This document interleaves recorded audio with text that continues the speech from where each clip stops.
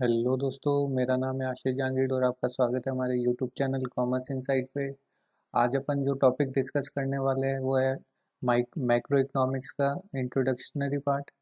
तो चलिए शुरू करते हैं आज का अपना वीडियो। आज का वीडियो रहेगा अपना basic concept of macro economics, ठीक है।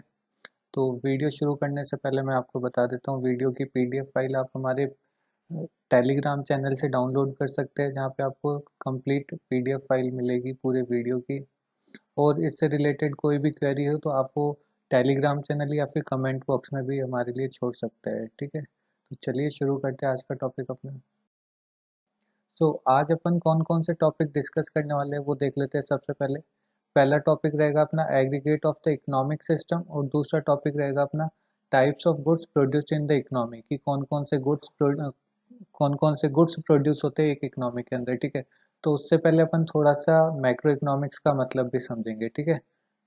तो चलिए, तो देखो मैक्रो इकोनॉमिक्स का मतलब क्या होता है। मैक्रो का मतलब होता है लार्ज स्केल की स्टडी करना। कौन से स्केल की? लार्ज स्केल की। जैसे माइक्रो इकोनॉमिक्स का मतलब होता था कि स्मॉल स्केल के किसी भी प्रॉब्लम को सॉल्व आउट करना, तो वो माइक्रो इकोनॉमिक्स एक स्मॉल स्केल पे देखा जाता था। जबकि मैक्रो का मतलब होता है लार्ज स्केल पे आप किसी भी इकोनॉमिक की प्रॉब्लम को क्या करते हैं, स्टडी करते हैं, तो वो मैक्रो इकोनॉमिक्स बोला जाता है। क्योंकि वहाँ पे जो प्रॉब्लम्स होती है, जो आपके इश्यूज होते हैं, वो लार्ज स्केल पे होते हैं। जैसे अपन बात करें अनएम्प्लॉयमेंट की, तो अनएम्प्लॉयमेंट पूरे इंडिया का एक प्रॉब्लम है, ठीक है, पूरी इकोनॉमी का प्रॉब्लम है। इन्फ्लेशन डिफ्लेशन देखे तो पूरी इकोनॉमी का प्रॉब्लम है। इन्वेस्टमेंट के लिए फंड कहाँ से लेके आए, पूरी इकोनॉमी का प्रॉब्लम है। तो ऐसी प्रॉब्लम को ह्यूज लेवल पे क्या किया जाता है, स्टडी किया जाता है, तो उसको बोलते हैं मैक्रो इकोनॉमिक्स, ठीक है। तो देखते हैं इसके कुछ कंपोनेंट्स। एग्जाम्पल के रूप में द प्रॉब्लम ऑफ अनएम्प्लॉयमेंट हो गया आपका, प्रॉब्लम ऑफ इन्फ्लेशन डिफ्लेशन हो गया, problem of fund for investment हो गया, problem related to exchange rate and BOP. Exchange rate का मतलब होता है कि अगर आपके पास में क्या बोलते हैं यूएस डॉलर है, उसको इंडिया के अंदर अगर आप कन्वर्ट करवाना चाहोगे, तो यूएस डॉलर को इंडिया में कन्वर्ट करवाने के लिए आपको जो पैसा मिलेगा, जो रुपीज मिलेंगे, सपोज दैट एक यूएस डॉलर का इंडिया के अंदर 70 रुपीज मिलता है अप्रोक्सीमेटली, ठीक है। तो आपको जो $1 के अगेंस्ट में जो पैसा मिला वो एक्सचेंज रेट है, ठीक है। और बैलेंस ऑफ पेमेंट का मतलब होता है कि जो अपन इम्पोर्ट एक्सपोर्ट करते हैं उनका बैलेंस, ठीक है। तो सपोज दैट इंडिया ने बाहर से कुछ इम्पोर्ट किया और इंडिया यहाँ से कुछ एक्सपोर्ट भी कर रहा है, कुछ आइटम्स एक्सपोर्ट भी कर रहा है, ठीक है। जो उन दोनों का बैलेंस रहेगा उसको बोलते हैं बैलेंस ऑफ पेमेंट, ठीक है।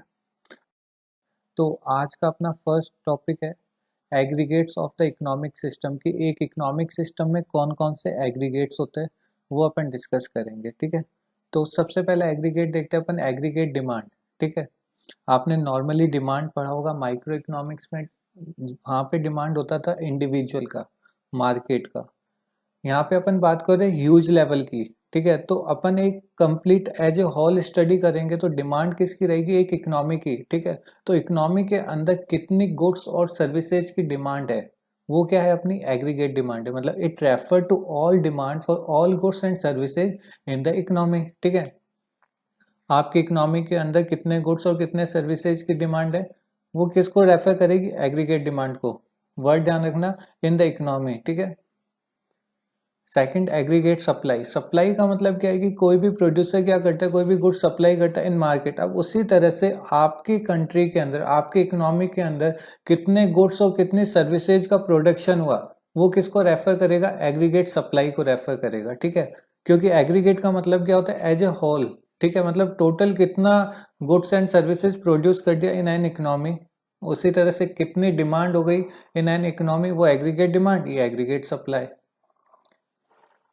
इसी तरह से एग्रीगेट कंजप्शन देखते हैं कि जो गुड्स की मार्केट में डिमांड है, जो भी गुड्स सर्विसेज की मार्केट में डिमांड है, क्या उतना सप्लाई हुआ, उसके अकॉर्डिंग कंजप्शन कितना हुआ, उसका अल्टीमेटली कंजप्शन कितना हुआ। तो मतलब जो भी गुड्स सर्विसेज एक इकोनॉमी के अंदर कंज्यूम होती है, वो एग्रीगेट कंजप्शन आपकी बोली जाती है, ठीक है। तो it implies consumption of all goods and services in the economy.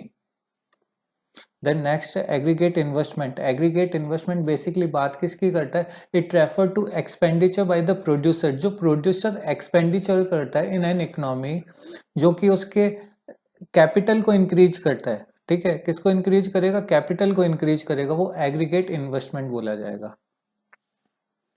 Next आपका रहेगा domestic income with in boundary of India. अगर कोई भी चीज इनकम जनरेट होती है, किसी भी चीज से इनकम जनरेट होती है, उसको बोलेंगे डोमेस्टिक इनकम। मतलब with in territory, with in the boundary of nation अगर कोई भी चीज से इनकम जनरेट हो रही है, इट्स कॉल्ड डोमेस्टिक इनकम। ठीक है, it means income generated in the domestic economy.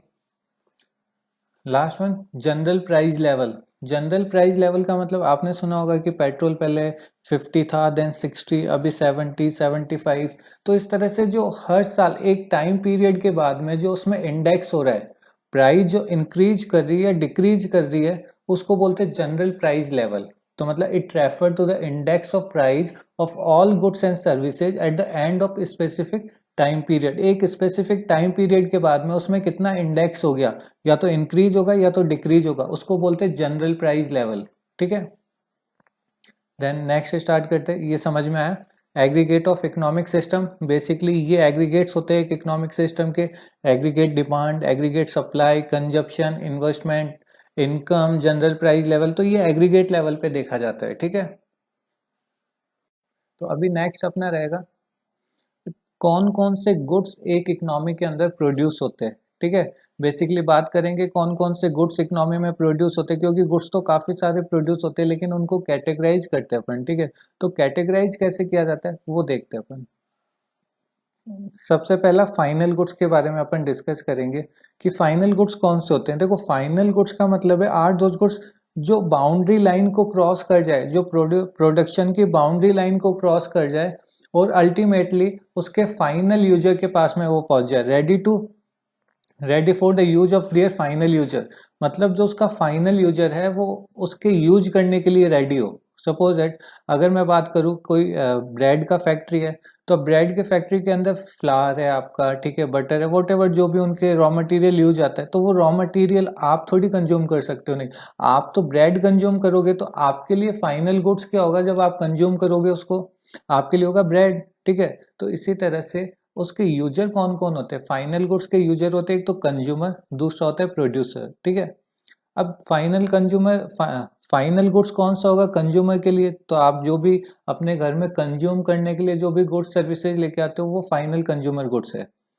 इसी तरह से कोई प्रोड्यूसर है जो गुड्स प्रोड्यूस कर रहा है, तो वो गुड्स प्रोड्यूस कर रहा है और उसकी बाउंड्री लाइन के बाहर चला जाएगा, तो उसके लिए फाइनल गुड्स है। सपोज दैट कोई हीरो कंपनी है, ठीक है, मोटर बाइक वो बनाती है, तो मोटर बाइक क्या है, वो जैसे उसने मोटर बाइक बनाई और रेडी हुई, तो रेडी होते उसके बाउंड्री लाइन से बाहर जाती है, वो उसके लिए क्या है, फाइनल प्रोड्यूसर गुड्स है। इसी तरह से कोई कंपनी है, जो मैंने एग्जांपल दिया आपको, ट्रैक्टर एंड हार्वेस्टर, ठीक है, ये क्या है, एक तरीके का फाइनल गुड्स है किसी कंपनी के लिए। सपोज इट कोई भी कंपनी है, मैसी फर्ग्यूसन या फिर महिंद्रा, वॉट एवर जो भी कंपनी है जो ट्रैक्टर या हार्वेस्टर बनाती है, तो उनके लिए फाइनल प्रोड्यूसर गुड्स है। ठीक है, लेकिन अब अगर ये देखा जाए तो फाइनल जो फार्मर है उसके लिए वो बाद में आगे फर्दर प्रोसेसिंग के लिए काम आएगा, वो उससे यूज करेगा, अपनी क्रॉप को जो भी करना है उसको हार्वेस्ट करेगा। ठीक है, तो लेकिन एक महिंद्रा या फिर मैसी फर्ग्यूसन है जो क्या कर रहे हैं, ट्रैक्टर या हार्वेस्टर बना रहे हैं, तो उनके लिए तो वो क्या है, फाइनल प्रोड्यूसर गुड्स है। ठीक है, आया समझ में। कंज्यूमर के लिए जो भी अल्टीमेट कंज्यूम करता है वो उसके लिए फाइनल कंज्यूमर गुड्स है। प्रोड्यूसर के लिए जो भी उसने बना दिया और उसकी बाउंड्री लाइन के बाहर निकल गया, ठीक है, तो वो उसके लिए क्या है, फाइनल प्रोड्यूसर गुड्स है। तो बेसिकली फाइनल गुड्स में दो आपके कौन होंगे, यूजर्स होंगे, कंज्यूमर प्रोड्यूसर दोनों हो सकते हैं। ठीक है, कंज्यूमर के लिए क्या, अल्टीमेटली जो कंज्यूम करने के लिए लेके आए, ठीक है, और प्रोड्यूसर के लिए क्या, जो भी उसके बाउंड्री लाइन से बाहर निकल जाए, फाइनल गुड्स। देन नेक्स्ट अपना इंटरमीडिएट गुड्स। इंटरमीडिएट गुड्स क्या होते हैं बेटा, इंटरमीडिएट गुड्स में क्या होता है कि कुछ फर्दर प्रोसेसिंग करना बाकी रहता है, या फिर वो आगे किसी दूसरे काम में आएंगे। ठीक है, तो मतलब उस तरह से जो भी गुड्स में कुछ फर्दर प्रोसेसिंग करना है या फिर वो आगे फर्दर वर्क में काम में आए, उनको बोलते हैं इंटरमीडिएट गुड्स। अब जैसे आपने देखा होगा कि अभी मैंने जो एग्जांपल लिया, ब्रेड बनाने के लिए आपको जो भी फ्लावर या फिर जो भी उसके लिए मटेरियल चाहिए, तो वो मटेरियल आपके लिए इंटरमीडिएट गुड्स है। ठीक है, क्या है, इंटरमीडिएट गुड्स। इसी तरह से सपोज दैट आप करते कोई क्लोथिंग का आपका बिजनेस है, जिसके अंदर क्या होता है कि आपके पास में स्टिचिंग के लिए क्लोथ आता है। ठीक है, तो क्लोथ की कटिंग होके आती है, आपको खाली उसमें स्टिचिंग करना है, देन आगे जाके उसके अंदर जो भी बटन्स वगैरह लगेंगे तो उस पर कुछ फर्दर प्रोसेस होना बाकी है उसको बोलते हैं इंटरमीडिएट गुड्स। ठीक है, जैसे मैंने एग्जांपल दिया रॉ मटेरियल या फिर कोई ऐसा गुड्स जो आगे रीसेल के लिए जाएगा। ठीक है, तो जो वैल्यू होती है इंटरमीडिएट गुड्स की वो अल्टीमेटली किसका पार्ट बन जाती है, फाइनल गुड्स का, क्योंकि वही जो आपने इंटरमीडिएट गुड्स को बनाया वही आगे जाके क्या बनेगा, फाइनल गुड्स में कन्वर्ट होगा। ठीक है, नेक्स्ट कंज्यूमर गुड्स। अब देखो कंज्यूमर गुड्स कौन से होते हैं, कोई भी गुड्स जो कंज्यूमर क्या करे, कंज्यूमर की वांट्स को सेटिस्फाई करे। ठीक है, जो ह्यूमन वांट्स को क्या करता है, सेटिस्फाई करता है, इट्स कॉल्ड कंज्यूमर गुड्स। ये कंज्यूमर गुड्स के कुछ टाइप्स होते हैं, जैसे फर्स्ट टाइप अपन देख रहे हैं durable goods, second semi durable goods, या फिर थर्ड अपन देख रहे हैं non durable goods, and last one is services. Durable goods क्या होते हैं, ड्यूरेबल गुड्स कुछ टाइम पीरियड के लिए, काफी टाइम पीरियड के लिए आपके पास में चलते हैं। सपोज इट आप कोई बाइक लेके आए, कार लेके आए, या फिर कुछ टीवी घर पे लेके आए, तो ऐसा थोड़ी कि हर साल या हर 6 महीने में आप चेंज कर देते हो, नहीं करते, क्योंकि वो काफी टाइम पीरियड तक चलते हैं, वो सेवरल ईयर्स तक चलेंगे, मतलब कोई 10 साल चल रहा है, कोई 15 साल चल रहा है। ठीक है, इस तरह से काफी लॉन्ग टाइम पीरियड के लिए चलते हैं वो, कई बार होता है 5 साल से भी चेंज कर लेते हैं। ठीक है, तो वो मतलब काफी सेवरल टाइम पीरियड के लिए चले। ठीक है, कुछ होते हैं semi durable goods. Semi durable goods क्या होते हैं, जो कि 1 ईयर और स्लाइटली मोर देन 1 ईयर। ठीक है, 1 ईयर या स्लाइटली मोर देन 1 ईयर, इसलिए मैंने इसमें 1 to 2 ईयर का आपका फ्रीक्वेंसी लिया है। ठीक है, तो सेमी ड्यूरेबल गुड्स क्या होते हैं कि 1 या 1 साल से थोड़ा सा ज्यादा चलते हैं वो। ठीक है, जैसे क्लोथ्स हो गए आपके, क्रॉकरी हो गया, या फिर कुछ इलेक्ट्रॉनिक छोटे मोटे आइटम होते हैं जो साल 1.5 साल के अंदर क्या होते हैं, वो खराब हो जाते हैं। ठीक है, उनको चेंज करना ही पड़ता है। थर्ड है अपना non durable goods. Non durable goods क्या होते हैं, जो सिंगल यूज के लिए, सिंगल पर्पज के यूज के लिए काम में आते हैं। ठीक है, सपोज दैट मिल्क लेके आए, ठीक है, एक ही बार में वो काम में आता है। वेजिटेबल्स लेके आए, फ्रूट्स लेके आए, वो एक ही बार काम में आते हैं आपके लिए। ठीक है, उनको बोलते हैं नॉन ड्यूरेबल गुड्स या single use, single purpose use. ठीक है, देन सर्विसेज। सर्विसेज क्या होती है, नॉन मटेरियल होती है, उनके अंदर कोई चीज नहीं होती है, उनके अंदर कुछ नो हाउ होता है। ठीक है, सर्विसेज में कुछ नो हाउ होता है। तो जैसे आप सपोज एट आप डॉक्टर के पास में गए, तो डॉक्टर से जो कंसल्ट किया आपने, डॉक्टर ने आपको कुछ मटेरियल नहीं दिया, नॉलेज दी है यहाँ पे। ठीक है, इसी तरह से कोई चार्टर्ड के पास में गए, तो चार्टर्ड अकाउंटेंट आपको क्या देगा, कुछ नॉलेज शेयर करेगा आपके पास में। किसी इंजीनियर के पास में गए, तो इंजीनियर क्या करेगा, कुछ अपनी नॉलेज शेयर करेगा। ठीक है, उसको बोलते हैं services. Then last one is capital goods. Capital goods क्या होते हैं अपने, बेसिकली कैपिटल गुड्स से क्या होता है कि जो प्रोडक्शन की प्रोसेस में काम में आते हैं। ठीक है, जो क्या करते हैं कि एक कंपनी के अंदर अगर किसी भी चीज को बनाना है, तो बनाने के लिए कुछ मशीनरी या फिर कुछ रोबोटिक्स यूज में आते हैं, जो क्या होते हैं, कैपिटल गुड्स होते हैं किसी भी प्रोड्यूसर के लिए। जो उसकी फिक्स्ड एसेट्स भी बोल सकते हैं कि प्रोड्यूसर की क्या होती है, फिक्स्ड एसेट्स होती है। तो capital goods are those goods which are used in the process of the production for several years and which are high value। जो क्या होते हैं, हाई वैल्यू के होते हैं goods. These goods are fix assets of the producer, और उन्हें fix goods भी होते हैं प्रोड्यूसर के, बिकॉज ऑफ वो काफी लॉन्ग टाइम पीरियड के लिए चलेंगे, एसेट है उसका। ठीक है, तो फिक्स एसेट्स जैसे प्लांट मशीनरी आपके एक तरीके से फिक्स एसेट्स होते हैं, कैपिटल गुड्स उनको बोलते हैं। 4 तरीके के गुड्स देखे, फाइनल, इंटरमीडिएट, कंज्यूमर और कैपिटल। ठीक है, ये अपने गुड्स के टाइप थे। देन आगे बढ़ते हैं। अब देखो difference between final and intermediate goods, ये थोड़ा सा इंपॉर्टेंट जाता है, बहुत सी बार एग्जाम में पूछ भी लिया जाता है इसके बारे में। तो इंटरमीडिएट और फाइनल गुड्स के बीच में डिफरेंस क्या है, जो अभी अपन ने पीछे देखा, सेम वही चीज है, उसको बस डिफ्रेंशिएट करना है आपको, कुछ नहीं है, बस डिफ्रेंशिएट करके लिखना है। इंटरमीडिएट गुड्स क्या होते हैं, these goods remain with in the boundary line of the production. जो बाउंड्री लाइन के अंदर होते हैं, प्रोडक्शन की बाउंड्री लाइन के अंदर अगर कोई गुड्स है, it's called intermediate goods. Boundary line को क्रॉस किया, इट्स कॉल्ड फाइनल गुड्स। ठीक है, second, these goods may be used as a raw material for the production of other goods.